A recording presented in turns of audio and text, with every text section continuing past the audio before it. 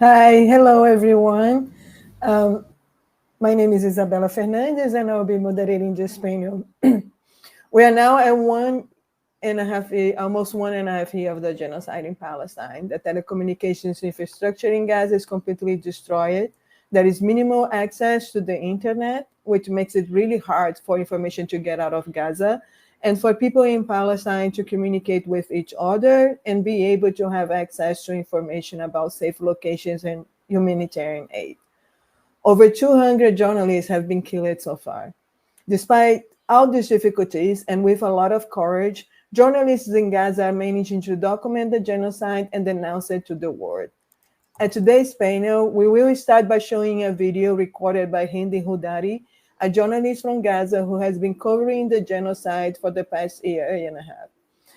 Let's hear from Hindi first, and then we will move to our conversations with the panelists.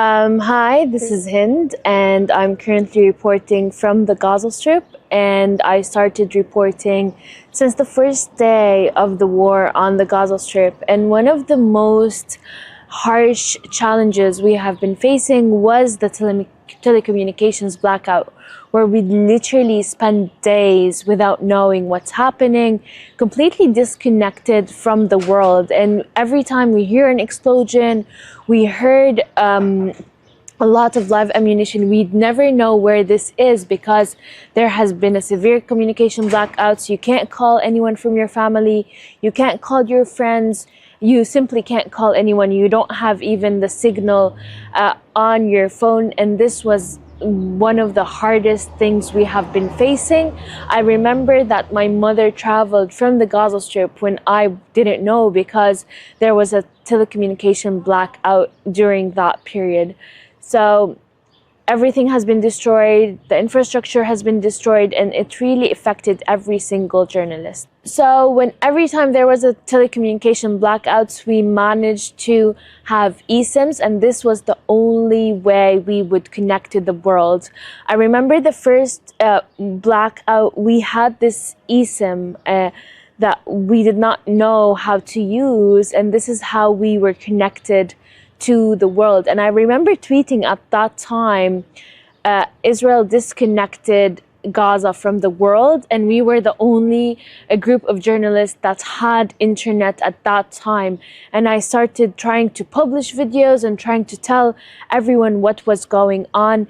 It was a huge responsibility that I was one of the only journalists that had internet and was tweeting in the English language. As a Palestinian journalist, and especially covering this war every single day, there has been a lot of challenges. And one of the biggest challenges was the continuous attacks on Palestinian journalists. Earlier today, Hassan Slayh, one of the most prominent Palestinian local journalists, has been killed on his bed in the hospital where he was getting treated after an injury he sustained. And this is an example of how Israelis are targeting every single Palestinian journalist. We're talking about at least 200 journalists that have been attacked, and there has been a risk of every time you go in the field reporting. This has not been only reporting on the cause, but also living it. You are putting your life in risk. You're very scared to lose your family members. You're very scared to lose your friends. And this is what we are daily witnessing and facing across the Gaza Strip. Journalism has been so hard, and believe me, this area, this context had been the hardest. We have been living in this war for more than a year now, and it's not only living it, but it's also reporting it in endless evacuation orders, endless starvation, endless airstrikes, and it has been very, very hard to report this. The lack of access to information, the lack of access to people, the lack of access to the civil defense teams, to the ambulances, have been very challenging to not only journalists but also to Palestinians. I remember how people trapped under the rubble did not know how to reach the paramedics and civil defense teams because there has been no telecommunications and there has been blackouts. Every time the Israeli forces invaded a particular area, the first thing they would do is to cut all the communications. And this is just one of the examples where you really need an ambulance or you really need the civil defense teams and you are unable to reach them. Even journalists, if you want to report on something or if there was an explosion or an airstrike in an area, you are unable to know where this is, and it takes you time to go to that place and to see what's happening because there has been no connections. Palestinians have been struggling with this every single time. Do you imagine living for more than a year and a half without Wi-Fi? And it has been very hard for all Palestinians to connect with very small cards, to buy internet minutes.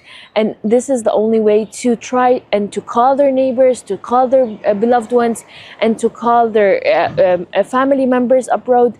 It has been very hard, and this is more of a routine now that there's no internet. Like, we do not have internet, and people are trying to use other methods, just like walking to a place, trying to reach a person that is close to that place. And we are back to the 90s and to the 80s when there was no telecommunications. I think the world has been trying to connect Gaza by sending eSIMs and by trying to help them find alternatives. But my only wish is for Palestinians to keep raising the voice of Palestinians, to keep posting about the Palestinians, because most of the times Palestinians do not have the internet to connect, do not know what's happening, even if they live in Gaza. Keep talking about Palestine, keep sharing stories from Palestine, and yeah, that's it. I would like to thank Hindi for all her brave work and for recording this video for us. It's really important for us to hear from a journalist who is in Gaza and living this reality. Jonathan, I would like to get started with you. We are talking about the right to know, but how people will have access to information if journalists are under attack and being killed. Can you talk about the situation of journalists in Gaza and the West Bank, and how are their rights and freedoms being infringed by the continued attacks by Israel? Yes, of course. Hello, everyone, and thank you for having me. It's difficult to follow after Hind's powerful testimony, and thank you, Hind, for sharing this, not just now but regularly, for being our eyes and ears and our witnesses.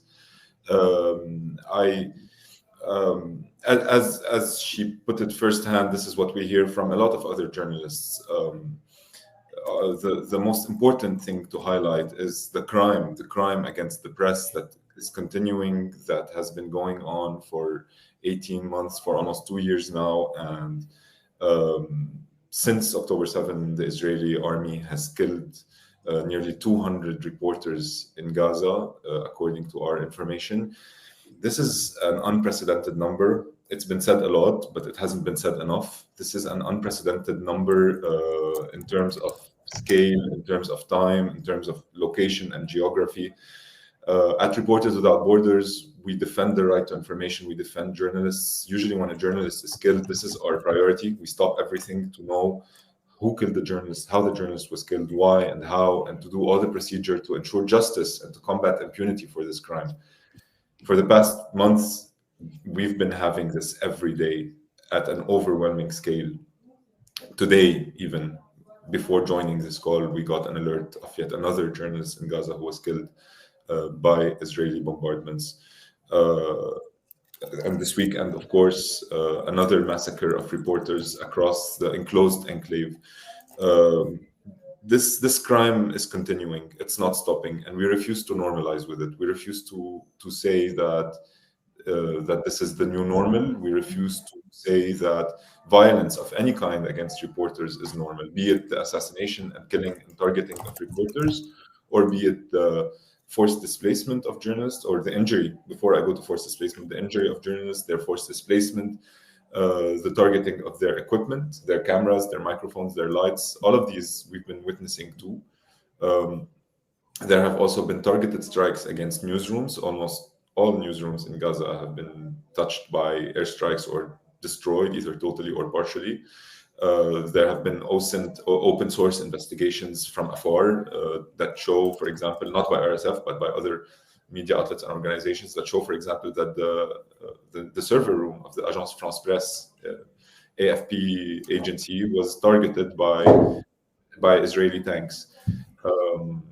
There have been strikes against journalists' family members. Al Jazeera correspondent, the brave Al Jazeera correspondent, chief correspondent Wael al-Dahdouh, is a living testament to the difficult price, the terrible price that journalists have to pay in Gaza, even if they themselves are spared. And we're very happy that he's alive and he's with us and he can bear witness. But he has lost members of his family because of his work, and he's not the only one. Of course, he's just the example I'm giving now. So when we speak about the targeting and such an overwhelming number of journalists by Israeli forces, when we talk about the targeting of newsrooms, when we talk about the forced displacement of journalists from their homes, the targeting of their equipment, the fact that they are not allowed to leave Gaza, even if they need to for medical reasons, and there have been many urgent cases, even the fact that they are not allowed to re-enter Gaza if they are exiled, and this is not a detail in this context. The fact that the international press has not been allowed independent entry into Gaza, except when it's chaperoned by the Israeli army and submitted to censorship, and even then, very few have been able to go in. We cannot separate these elements from one another, and we do not. We are very clear that all of this points towards an intention to impose a media blackout on Gaza, to transform journalism into a deadly profession, and to ban journalists from speaking, to make it impossible for them to speak, even when they do manage to speak, as we see with Hind, and they do so at great personal cost and with a lot of bravery, and we're very lucky that their integrity is questioned. They are submitted to slanderous campaigns, to propaganda, to threats and defamations by the Israeli army itself sometimes. They are accused of being terrorists. Their entire integrity is put in question, and then that is used in turn to justify any attack or any assassination. And obviously these accusations have no link to reality. We look at them at RSF. It's our job. We look at everyone, but the point sometimes is to create so many that it also becomes overwhelming. But unfortunately, there's another objective to that. It's that when this slander is put out there, when journalists are accused, even without proof of anything, that kind of dissimulates itself in the global discourse. And we can speak about the global coverage of Gaza later, but I want to speak even about the best people with the best of intentions. They will have to deal with these slanders. They will become the conversation. When we wake up to the images of a journalist burning alive in Gaza, the question is not how do we stop this massacre. The question that we get, unfortunately, are, well, how do we know he's a journalist? And this is how the conversation itself becomes different. And this is part of that media blackout. This is part of the impunity that allows this crime to continue. Sometimes the Israeli army denies targeting journalists. Sometimes it doesn't deny, and it says, yes, we did, but we targeted them because they're also terrorists, because they belong to Hamas, because they will give a list of reasons. And all of them are unacceptable and deemed insufficient by Reporters Without Borders. There is no license to kill journalists. There is no justification at all to harm or kill journalists, especially in this context. One last thing I want to say is that if we look at that context, if we look at genocide and ethnic cleansing and forced displacement and mass massacres, the question of why are journalists being targeted, given that these journalists are the witnesses who are able to tell us about what's happening on the ground, the question answers itself. It becomes clear why these journalists' voices are silent, and the reason to defend them becomes clearer. Attacks on journalists in Gaza are attacks on journalists in Gaza. They are attacks on Palestinians. There are attacks against the press everywhere in the world, but also importantly, there are attacks against our right to know. The public everywhere in the world, across the map, across the entire map, the public has the right to free, independent, pluralistic information. And every time a journalist is killed, this right is under fire. And without this right, the right to know, the right to have information, our democracies are in danger. Our freedoms are in danger. Our ability to gauge and measure all the other freedoms are in danger. And this is why what's happening is so grave. This is why we're speaking about journalists now. It's not because they're more important than other civilians. It's not because other civilians don't matter. It's because without the journalists, we cannot know what else is happening. So thank you to all these journalists for their courage. And at RSF, we're mobilized to defend them to the very end and to seek justice for those who have been killed. We've already submitted 4 complaints to the International Criminal Court. We're going to continue. This is just the legal avenue, but we do everything we can on all the other fronts. We're pushing all the levers, but unfortunately, this massacre is continuing. Thank you, Jonathan, and thank you for the work that RSF is doing to bring justice for those journalists. Mark, I would like to go to you because I know you work on research around disinformation and political repression. I tend to share with people that disinformation is not necessarily just the spread of fake news, but the lack of access to truthful information, be it because of repression, right, like against journalists, be it because of censorship, or because of surveillance that forces people to self-censor themselves and not speak up. Could you share a bit about how in a crisis like this, where telecommunication infrastructure is destroyed, journalists are under attack, and it's really hard to get truthful information out, how in this scenario contributes to the dissemination of disinformation about what's going on in Gaza? Yeah, thank you very much. And it's really great to be on this panel, which I think is so important. I mean, I always like to emphasize that information is our thought diet, right? We think what we know. And when it comes to the right to know, we have to bear in mind that disinformation itself is a human rights issue, because the spread of disinformation can cause harm to a range of human rights and others. But also, if we're consuming certain types of information, there's only a limited amount we can consume, so we don't consume others, right? So if we're not exposed to good or truthful information and only disinformation, there's a limited market of options here. So we have to bear that in mind. And as Jonathan was saying, and as many of us know now, not only are journalists being killed and targeted in Gaza in a scale that is almost unprecedented, this killing of witnesses leaves a vacuum, right? A vacuum of information that is then filled by disinformation and strategies of disinformation.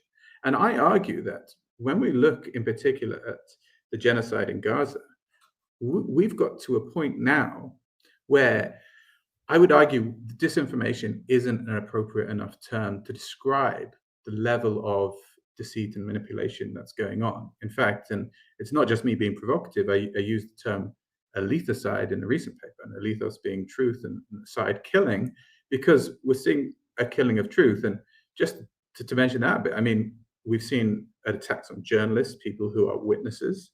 We've seen attacks on universities, which is a type of epistemicide. We've seen attacks on scholars, scholasticide. We've seen the destruction of houses, domicide. I mean, what's going on now in Gaza is basically forcing us to come up with new terminologies to describe the extent to which the egregiousness of this violence is there, and truth is the same. And so this is why I use this term of alethicide to be there. And we have to bear in mind, right, we have the competing forces of censorship and information. Of course, the Israeli authorities don't want us to see what's going on in Gaza, because they know the more people see what the Israeli army are doing, the more likely they have sympathy with Palestinians. But it's not enough to just censor. You have to provide that alternative narrative. And the narrative that they're providing is one that is dehumanizing Palestinians in order to legitimize their killing. That's what this disinformation is doing, and it's propaganda. And we need a different term, which is one of the words I use, alethicide, to describe the nature of falsehoods that are used to justify genocide, right? So what we're seeing now is a systematic effort to actually provide this alternative narrative, and a systemic effort. And what I mean by that is lies that are well-resourced, spread at the highest levels of government to demonize and dehumanize Palestinians. Now, many of us are familiar with these. One of the most obvious examples is soon after October the 7th, there was this narrative that Hamas beheaded 40 babies, and this was propagated across many media channels, but it was also propagated by Joe Biden and other world leaders. An example that shows this high level disinformation being fed into the public sphere. And what we have to bear in mind, it's not just that there's a lack of information coming out of Gaza. We still see a lot from social media. It's that when disinformation isn't just a random falsehood goes out. In order for disinformation to be effective, it needs to be amplified by key figures, right?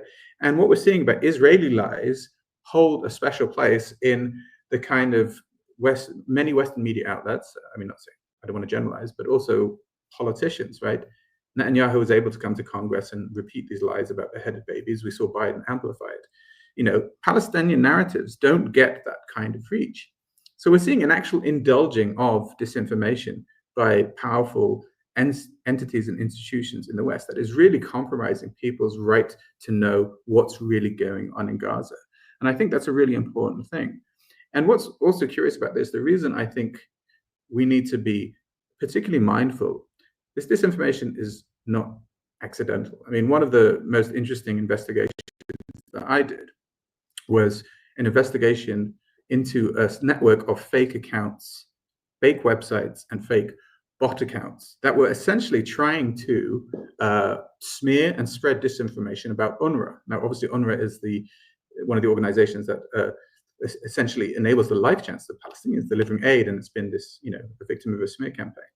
But this campaign that was used on Facebook, Threads, YouTube, right? It used all these platforms by signal-finding companies to lie about UNRWA, was funded by the Israeli Ministry of Diaspora Affairs through a Tel Aviv-based PR company, right?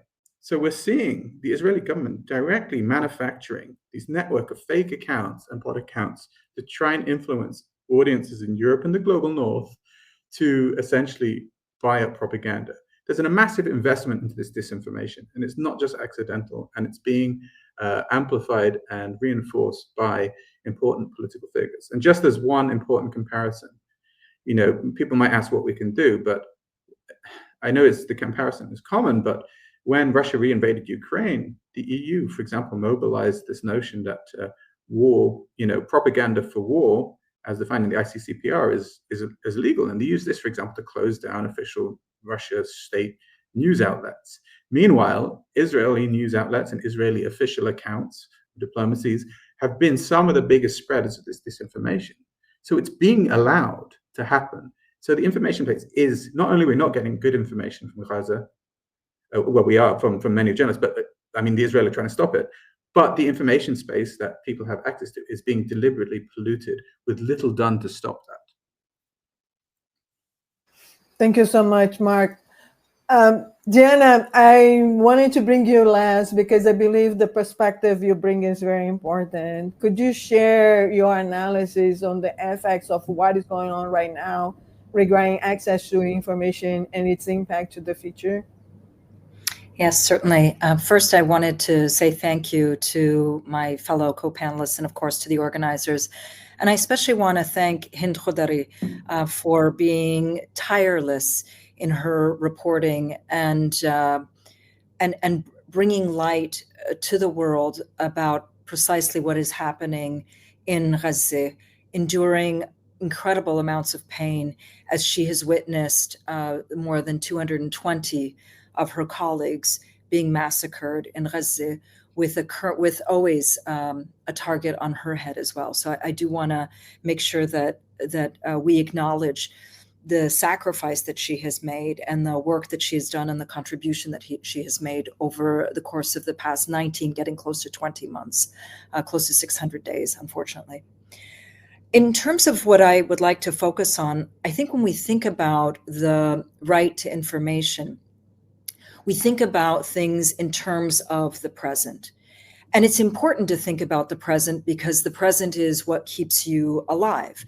It's, as Hind was already mentioning, it's the information that you need to know in order to be able to know where the civil defense is. It's the information that you need to know where people are being told to flee. It's the information that you need to be able to know where your loved ones are, etc.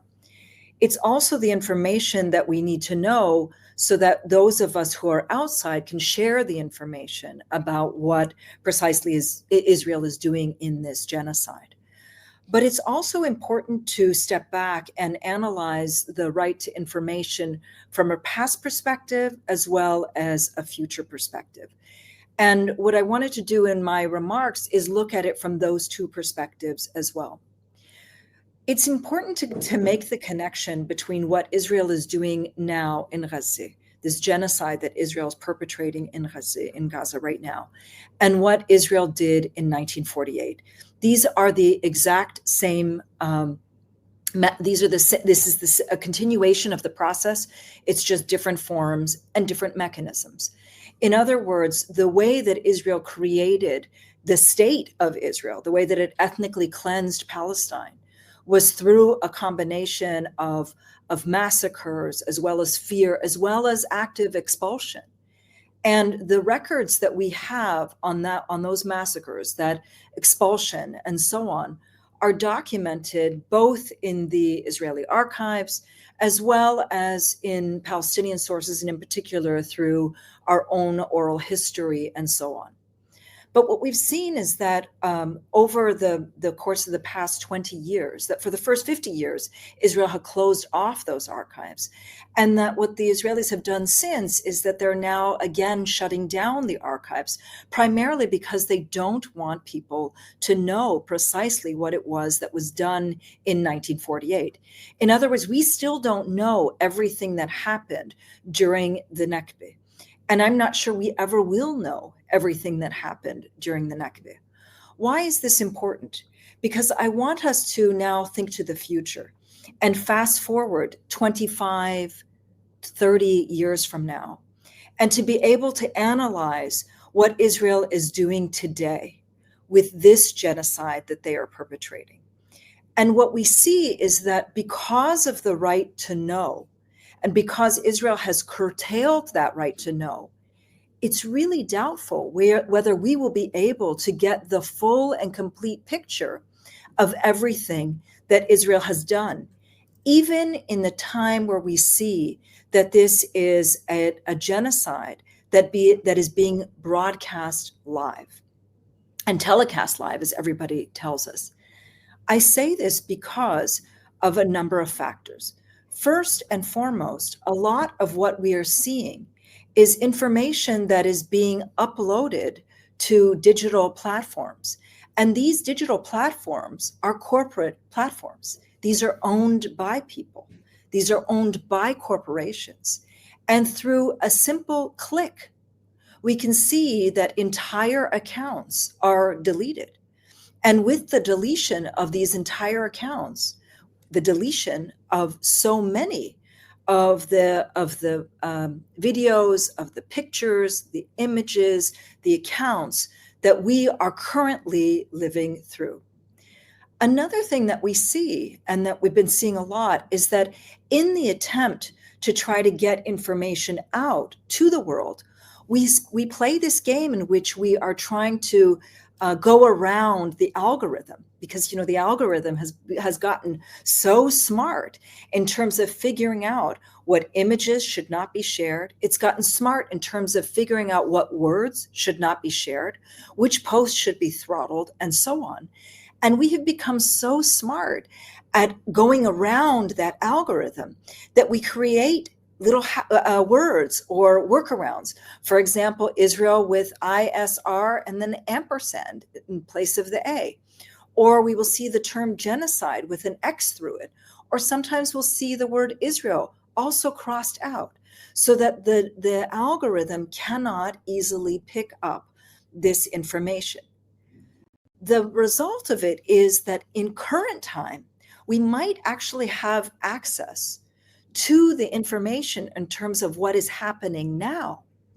But what about in 25 years from now or 30 years from now, when people are researching precisely what Israel had done in a particular area? How is it that we're going to be able to go back in time to find these social media posts that are out there when we can't even figure out what the workarounds are? Do we know that, for example, Israel should be written with an ISR ampersand EL?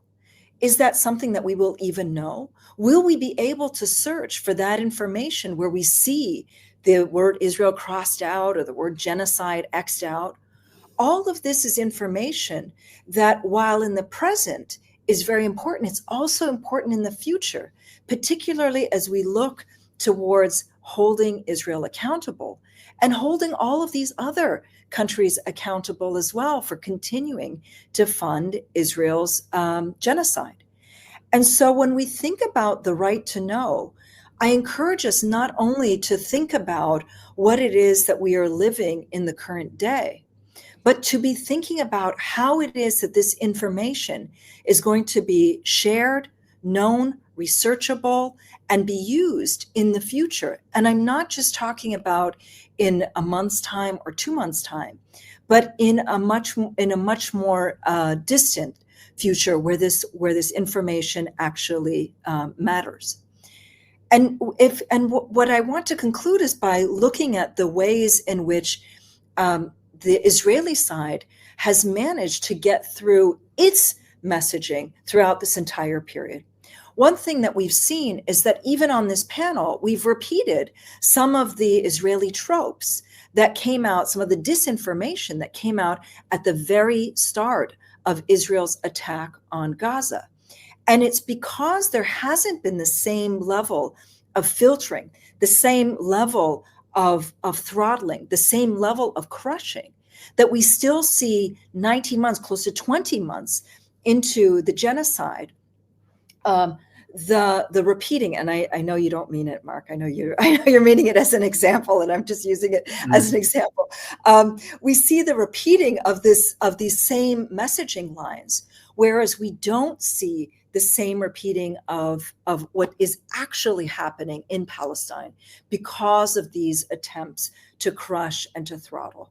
And so as a way forward, I would encourage us to be thinking of ways that we should be saving all of this information, saving these videos, documenting, categorizing, and so on in ways that can't easily be crushed, in ways where it can't actually be shut down by a corporation, in ways in which accounts cannot be just wholly deleted and therefore all the information gone, and that we be thinking of preserving this information not only for the current day, but for the future as well. And thank you. Thank you so much, Diana. I think we are indeed, right, in a narrative war as well. And it is extremely important what you're saying about initiatives to archive the information that is accessible today, right? Like, because not all of it is accessible.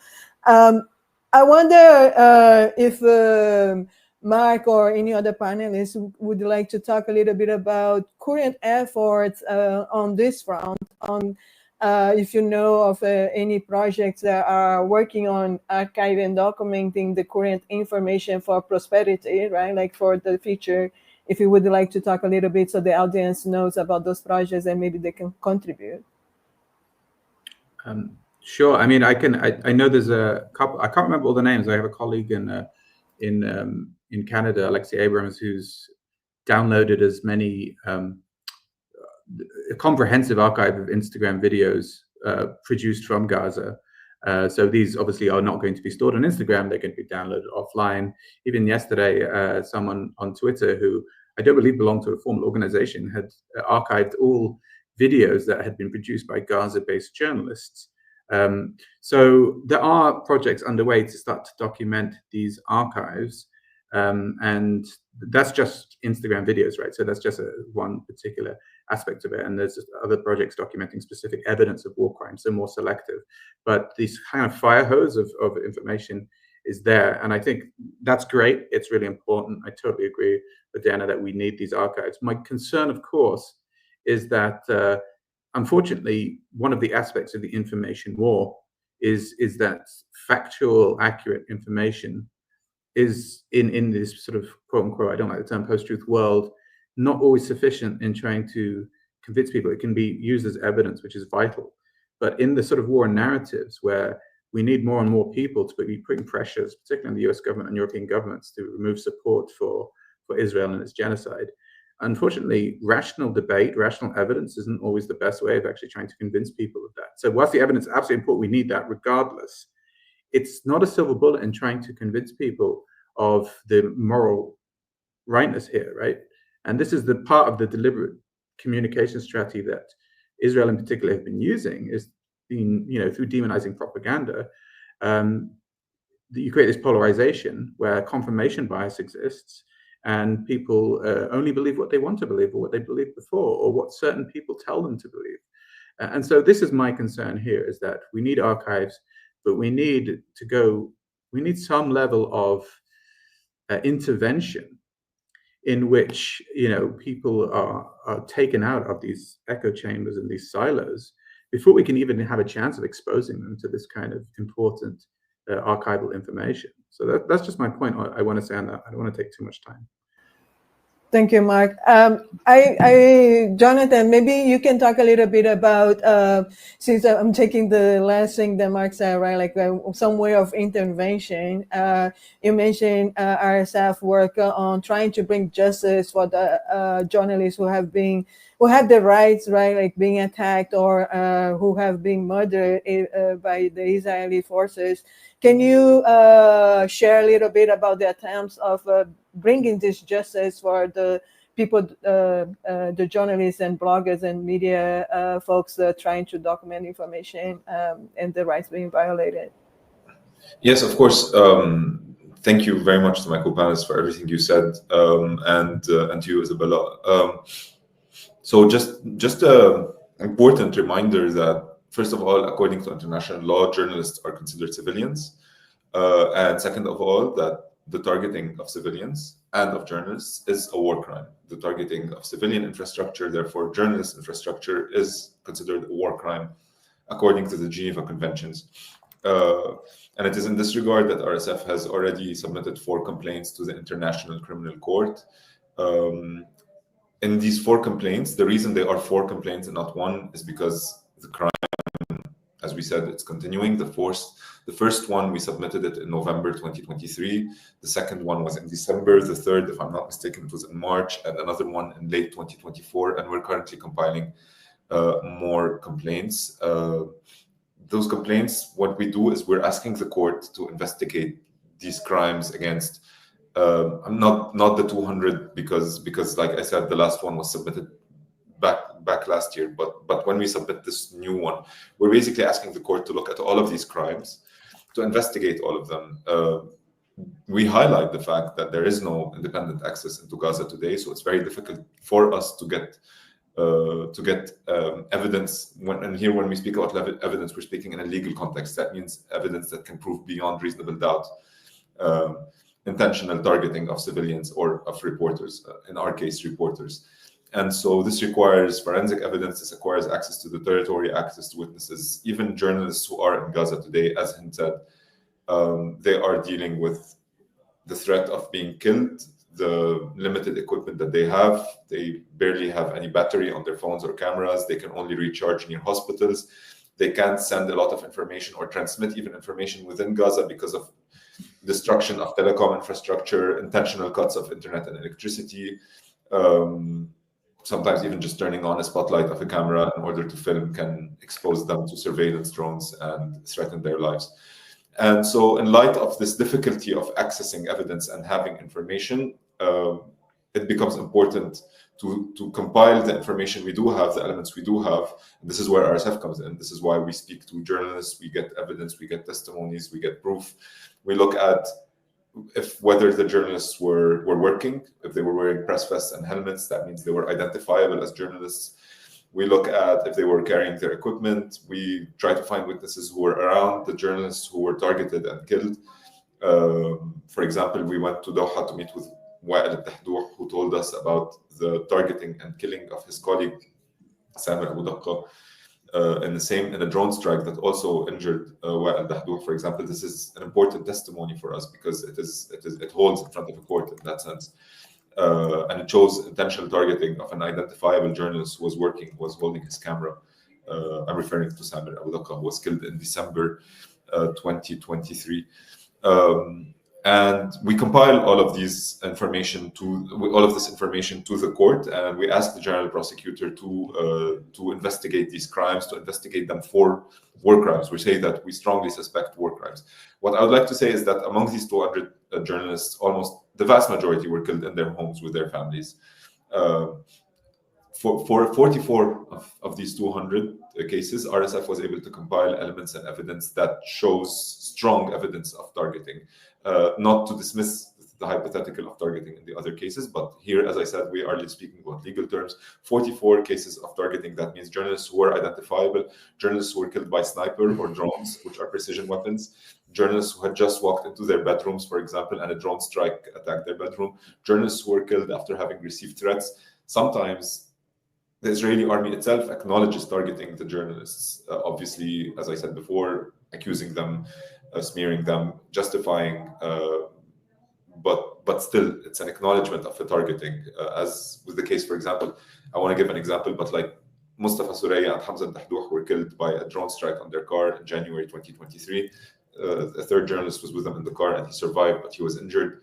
And then the Israeli forces said that there were conflicting reports, but one of the reports said they were operating a military drone. Another said there were, quote, terrorists in the car. We knew they were journalists. We knew they were working. We knew they were identifiable. And then the Washington Post obtained the drone, published the footage from the drone online, and it's very clear that the drone was doing journalistic work. It was filming people picking up debris, and the journalists were journalists. No surprise there at all, and they were killed as journalists. So this is just an example of the elements that we compile and that we put in these complaints and we send to the court. Some good news in all of this deluge of bad news is that almost a year ago, we got word back from the prosecutor's office that these complaints have started an investigation for crimes committed against journalists.